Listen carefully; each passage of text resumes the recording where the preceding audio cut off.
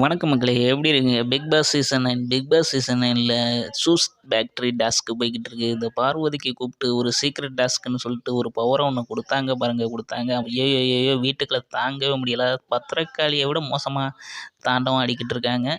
சரிங்க மக்களே, இன்றைய ஃபஸ்ட்டு ப்ரோமோவில் என்ன நடக்குதுன்னு பார்த்தீங்கன்னா, பார்வதி அவர்கள் பேட்டரி போடாமல் விட்டாங்க. வேணும்னே போடலையா, இல்லை தெரியாமல் போடலையா, இல்லை மறந்துட்டாங்களா அப்படின்றது நமக்கே தெரில.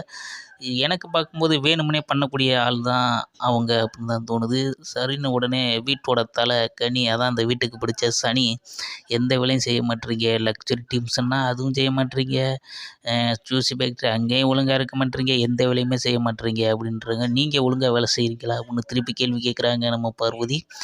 அதுக்கு உடனே பார்வதியோட கையால் இப்போ புதுசாக சேர்ந்துருக்காப்படியா நம்ம காமருதீன் போயிட்டு, உங்களுக்கு முதல்ல ரூல்ஸ் தெரியுமா அப்படின்னு கனி மேடத்தை பார்த்து கேட்குறாங்க.